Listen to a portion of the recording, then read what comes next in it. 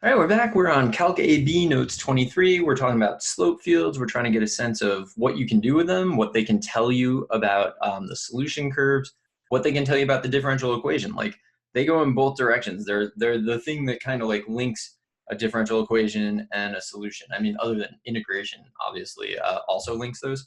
But if a differential equation is complicated enough, like straight integration as we know it will not work. We'll need to come up with other things, and you just got to keep learning to know those. But there's going to be like integrating factors and like there will be solutions that you memorize and like what I don't even remember what things are called right now. All kinds of stuff. There's actually, if you're really interested in differential equations, I have a playlist of videos about like actual differential equations, not like Calc AB ones, and you could go look at that. And I think you could understand an awful lot of it at this point. So you might want to do that. Let's take a look at this page. So we have slope fields for dy dx equals sine of x, cosine of x, negative sine of x, negative cosine of x. And we have to decide which is which. So you can actually see, I'm going to zoom way out, maybe. You can see we have 4 different slope fields, and we have to decide which is which. So I'm going to do this in 2 different ways, I think. Well, I'm going to do it in at least 2 different ways, because it's about like learning, right? Like I can go through and just answer these, but I want to give you like different things you can do, different strategies. So one strategy that I think would be very effective is to sketch solution curves. So I'm actually going to do that as my first attempt, right? So my first strategy that I'm going to use, I'm going to do it in blue, is going to be to sketch solution curves, and then we'll think about how that helps. So here I'm going to say, geez, I don't know. You just kind of like go for it. Not a huge fan of sketching solution curves because I don't feel like I draw very well, I guess is my main reason. Okay, so there's a solution curve. What do I think that looks like? I think that looks like negative cosine. I mean, so based on what I drew, it might look like negative 1.5 cosine or something, but I think it looks like negative cosine. And that's going to help me, right? And then here, let's say I'm going to start here and then just kind of like go. So I'm using a technique where I'm sketching solution curves, and I think that somehow that's going to help me to actually identify this thing. So so I think this looks like y equals cosine. So that's good. Then I'll move on to this one. I'm going to sketch a solution curve.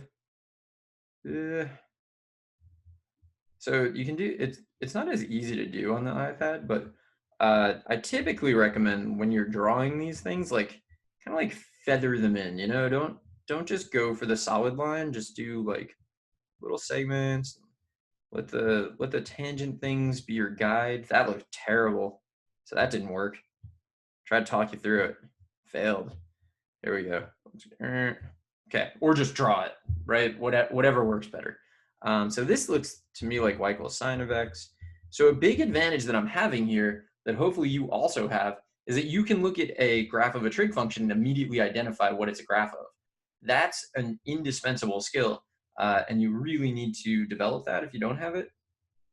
I assume that you do though, because oh my god. Well, whatever. Like this. So I'm only doing one.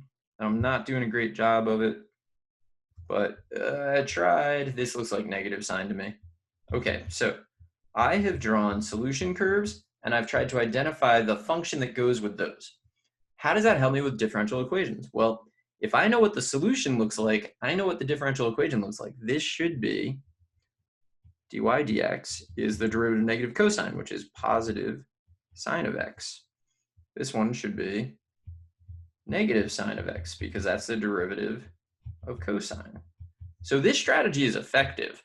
It's only effective though if you can recognize the solution curves, which in this case we could, and in a lot of cases you'll be able to. And then you just have to take derivatives. So this, I think, would classify them. So we've actually done it. This works. But what if that's not working for you? Well, you're still going to have to know stuff about these curves. I'm going to start off and I'm going to look at when x equals 0, what happens to dy dx. Okay, so this is my second strategy. if x equals 0, then dy dx in this particular case would be 0, which is not like crazy helpful, but it's not helpful, because now look at your differential equations. Which of the differential equations have a 0 slope, or will evaluate to 0 when x is equal to 0? So sine of 0 is 0, cosine of 0 is 1, negative cosine of 0 is negative 1. So at this point, I know that it's either dy dx is sine of x, or, so I haven't quite decided which yet, but in each of these cases, I'm able to do this. So I know that this is true. So basically I'm writing the same thing. What am I doing? dy dx. I always use the back button instead of the eraser. Not always, but like most of the time. Because I don't really know why, actually. It makes more sense in my brain to like undo rather than erase. I guess because I think this is like a computer. So I've narrowed it down for those. So here, if x equals 0, then dy dx is greater than 0, right? Like I don't actually know what it is. It's greater than 0. I think it's 1, but whatever. Here, if x equals 0, dy dx will be less than 0. Now, how does that help me? Well, if I go up to the other differential equations, which are cosine and negative cosine, the cosine of 0 is positive 1. The cosine, so the sine of 0 is 0, and also we've already kind of eliminated those because one of the top two will be sine, one will be negative sine. We know that. By the way, I'm pretending I didn't use the first strategy on this. I'm only picking points. So cosine of 0 is 1. Negative cosine of 0 is negative 1. So at this point, we actually know that this graph is associated with cosine of x, with dy dx equals cosine. And we know that this graph is associated with dy dx equals negative cosine. So that was effective. But how are we going to decide on these? Well, I'm going to look at x equals pi over 2. So if x equals pi over 2, so where shall I write this? I'm gonna cram it in over here.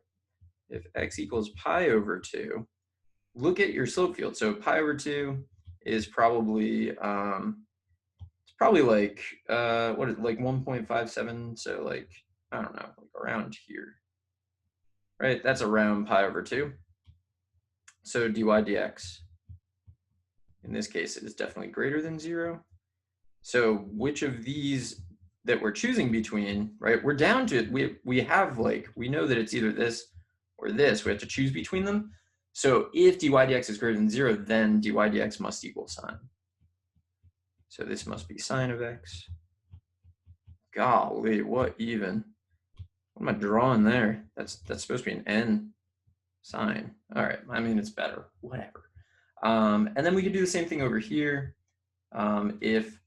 If x equals pi over 2, then pi over 2, we kind of like look along, I don't know, like along there. You don't have to be too precise on it because it's like someplace around there.